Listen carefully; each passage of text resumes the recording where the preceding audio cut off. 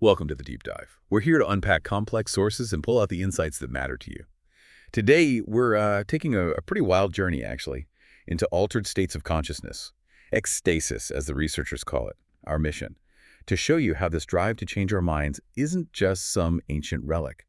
It's actually powering elite performance today. And we kick off with this image, almost like something from a thriller.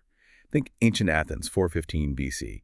You've got Alcibiades, brilliant, ruthless politician, hooded, dressed like a high priest. And he's sharing this forbidden dark drink, kykeon, with his guests. This was blaspheming the mysteries. I mean, a capital crime. He was literally risking death. Yeah, death. And that moment, Alcibiades risking everything, that's not some weird one-off. It's a pattern, like Prometheus stealing fire. Except here, the fire is this profound edge in performance, maybe insight stolen from the gods or the establishment. What's really striking is the line you can draw from that fear back then, execution for using this stuff, to the huge risks, career, financial, that people at the top take today for that same kind of advantage. Okay, so let's unpack that drink, the kykeon. It was central to the Eleusinian mysteries, right? Which lasted, what, 2,000? 2,000 years, yeah.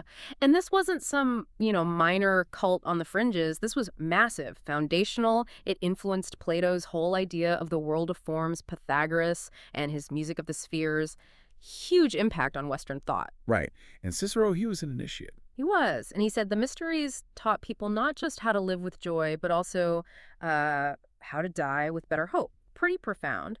The ritual itself was intense, 9 days, designed specifically to kind of, break down your normal way of seeing things. And the goal was this deep, reliable, repeatable shift in consciousness, all centered around this elixir. Which brings us to the big question, the sort of holy grail hunt. What was in the kykeon? What made it so powerful? Exactly. It's fascinated people for ages. The leading theory comes from some heavy hitters, Albert Hofmann, the guy who synthesized LSD, and Carl Ruck, a classicist. They proposed something really clever, actually.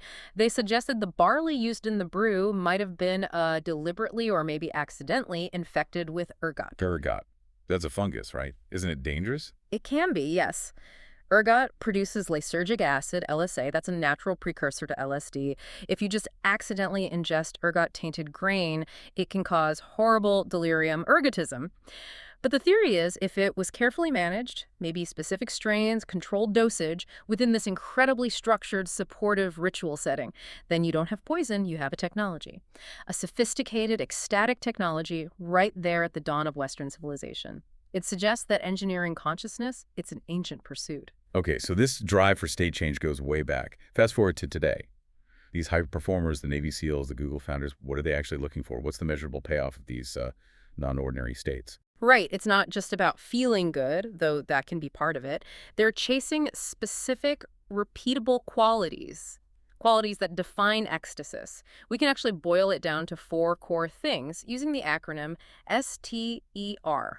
S-TER. Okay, let's break that down. S is for selflessness.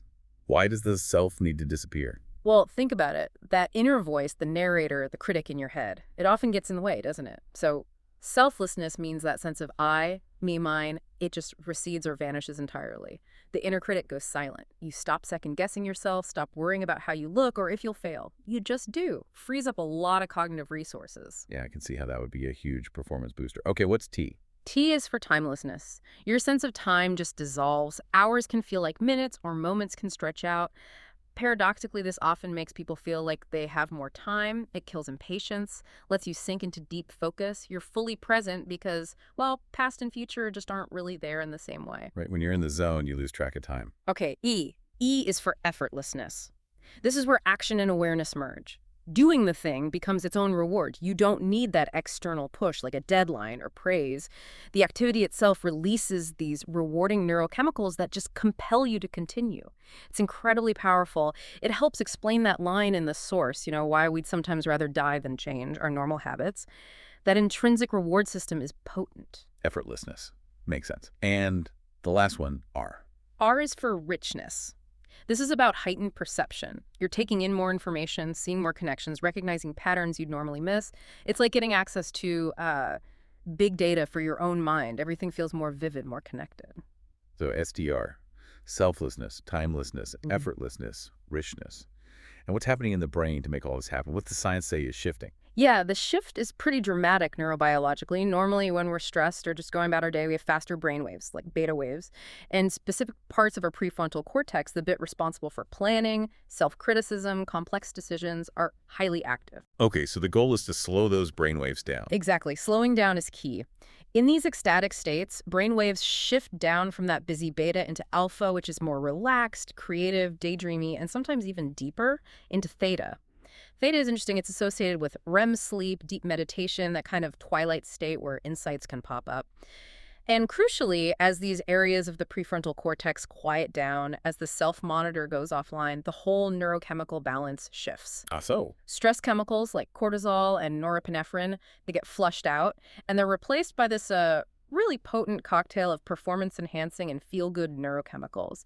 You get dopamine for focus and drive, endorphins for pain relief, anandamide, the bliss molecule, serotonin for well-being, even oxytocin for feelings of trust and connection. It's basically a complete neurochemical tune-up, optimized for whatever task is at hand. Okay, now that we understand the what's and the how, let's look at the who. The sources mentioned this unlikely pairing, U.S. Navy SEALs and, Google founders. Yeah, it seems strange at first glance, right? Totally. I mean, SEAL's the epitome of individual toughness. Yeah. But the source says their training actually filters for the ability to merge with the team. Group flow. How does that work? What do they lose? They lose the self. That's the key. Someone like Commander Rich Davis, talking about elite units, said their brutal training isn't just about physical hardship. It's a filter to see who can essentially shut off the self and achieve this deep group synchrony, group flow.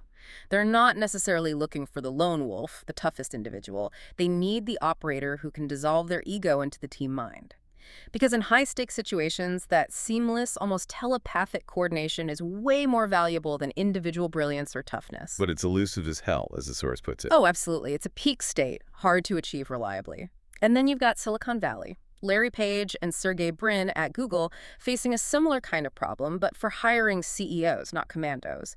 They apparently realized they needed a better filter, something to identify people who could foster what the source calls communal vocational ecstasy. And their solution was Burning Man. Seriously, a festival in the desert known for art cars and dust storms as an executive screening tool. What were they looking for that a regular interview wouldn't show? Sounds crazy, but think about it. The sources frame Burning Man as a kind of modern Eleusis. It's this temporary autonomous zone. It forces you out of your normal routines, demands radical self-reliance and intense collaboration to survive and thrive. Google was apparently big on it, ran shuttle buses, Page and Brin went regularly. They saw it as a place that cultivated that ecstatic hive mind, that rapid collaborative innovation they needed, especially among engineers. It tested social fluidity under pressure. Okay, so both these groups, elite, military, tech innovators, they value this state immensely. How are they trying to, engineer it, make it less elusive? Right, they're trying to accelerate access. For the SEALs, it's increasingly about leveraging technology. Things like EEG monitors to track brainwaves, biofeedback like heart rate variability or cardiac coherence training, even sensory deprivation float tanks. John Lilly's invention, actually. Float tanks, what's the goal there? Accelerated learning, primarily. Reduce sensory input, calm the nervous system, get those brainwaves into alpha or theta. And they found they could dramatically cut down the time needed to learn complex skills, like cutting the time to learn a new language in half. Half, wow. And Google, less hardware, more environment. Yeah, more environmental and cultural engineering. They have things like mindfulness programs, GPAWs, they call one, but also just creating these incredibly seamless work environments, free food, gyms, healthcare on site. It's all designed to minimize friction, remove distractions, and keep people in that state of flow, that effortless focus, as much as possible. This all sounds so powerful, almost like a hidden revolution. If it's this effective and people have been after it for millennia, why does it still feel kind of fringe? Why isn't it mainstream knowledge? That's a great question. The sources argue it's because these experiences often fall outside what they term the pales. Think of it like a perimeter fence around what polite society deems acceptable or normal. The pales. Okay, what's the first pale? The first is the pale of the body. This is basically our ingrained bias, the skin bag bias, that instinctively trusts biology over technology. We tend to think states achieved through physical effort, like running, are more legitimate or earned than states achieved through, say, a substance or a device. Like the debate around smart drugs, Yeah. ADHD meds used off-label for studying. Exactly. Taking Ritalin or Adderall to ace an exam gets labeled cheating by many. But caffeine, nicotine, sugar, totally fine, widely accepted performance enhancers. It's inconsistent, right? And what's fascinating is that rigorous research going way back to the 60s, like Walter Pahnke's famous Good Friday experiment at Harvard Divinity School, it showed pretty conclusively that psilocybin magic mushrooms could reliably induce experiences that were indistinguishable from profound, life-altering mystical states. Chemically induced, yes, but deeply meaningful and beneficial. That challenges the whole natural is better idea. Okay, so there's the bias against technology or substances. What's the other barrier? That's the pale of the state. This is about politics and culture determining which states are okay and which aren't, often regardless of the actual risks. Right, this brings us to that controversial British researcher, Dr. David Nutt. Yes, Dr. Nutt. He led a major study trying to rank substances based on actual harm to the user, harm to society, physical, mental, social impacts, all factored in. And the results, well, they really shook things up. Because illegal drugs came out looking worse. Far worse in many cases. Alcohol, tobacco, even heroin, which is illegal but factored in consistently ranked near the top for overall harm. But substances often demonized, culturally associated with rebellion or altered states, things like MDMA, LSD, magic mushrooms, they rank significantly lower. I mean, mushrooms were dead last, 20th out of 20, for overall harm in his analysis. Wow. So the argument is that the pale, what's considered acceptable versus forbidden, is drawn more by history, politics, and cultural fear than by objective scientific risk assessment. That's precisely the conclusion the sources draw from Nutt's work and similar analyses. The boundaries are often arbitrary, or at least not purely based on danger. Okay, but despite these pales, the desire for these states is obviously enormous. Yeah. The sources mention this staggering figure, the altered states economy. Over $4 trillion globally. 4 trillion, yeah, it's immense. And it really underscores that this isn't some niche interest, it's a fundamental human drive. And that $4 trillion, it's not just, illicit drugs or therapy, it covers vast industries. Like what? Well, think about things designed to induce flow or escape. Video games now a bigger industry than Hollywood. Why? Perfect mastery loops, constant dopamine hits, total immersion, it's effortlessness, Esther's E, packaged and sold. Right, and action sports. People risking life and limb for that peak experience. Exactly. Or electronic dance music, EDM. DJs making millions, basically orchestrating mass synchronized state changes with beats and lights. People pay huge amounts for that collective effervescence, even things we might not immediately connect. The sources point to pornography, often consumed less for arousal and more for that neurochemical flood, to get high, not get laid, as they put it. Or social media addiction chasing that dopamine hit, the magic of maybe with every scroll. It's all tapping into the same basic drive for state change, whether it's years of meditation or 5-hour scrolling TikTok.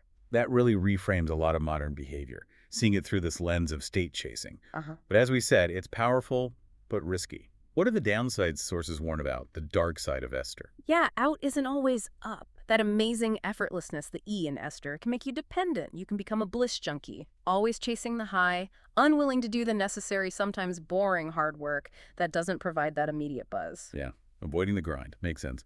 What about the R, the richness, the insights? That can backfire too. It can lead to something called escharothesia. Fancy word. But it basically means time distortion around breakthroughs. You have this brilliant insight in a flow state, maybe helped by timelessness, and it feels so real, so immediately achievable. But then you crash back to reality and realize implementing it takes months, maybe years of slow, tedious work. That gap between the ecstatic insight and the mundane execution can be incredibly frustrating, even paralyzing. Escharothesia. I think we've all felt that. The brilliant shower idea that meets the Monday morning reality check. Exactly. The insight is real, the feeling is real, but the timeline gets distorted. The map isn't the territory. So given the huge potential rewards, but also these real risks, how do we navigate this? How do we pursue these states responsibly? Well, the sources suggest using a framework, a tool for thinking about it. They call it the Ecstasis equation. It's simple. Value equals time multiplied by the reward-risk ratio. Value, time x reward risk. Okay, break that down. How does it help? It forces you to weigh the different paths. You've got slow, safer paths like meditation, low risk, potentially high reward, but takes a lot of time. Then you have faster, potentially riskier paths, maybe extreme sports, maybe psychedelics, higher potential reward, maybe achieved faster. But the risk variable is much bigger. The equation helps you compare them, apples to oranges. Is the potential reward worth the time investment and the level of risk you're taking on? It encourages conscious, deliberate choices about which states to pursue and how. A cost-benefit analysis for altering consciousness. So wrapping this all up, it feels like this whole deep dive points to a fundamental shift. The old battles for control over land, resources, information, they're still there, but there's a new front opening up. Absolutely. The sources argue the real frontier, the new master switch for power and potential, is moving down to the level of our own neurobiology. Technology is making these incredibly powerful, state-shifting tools and techniques more accessible than ever before. They're not just for ancient priests or secret military units anymore.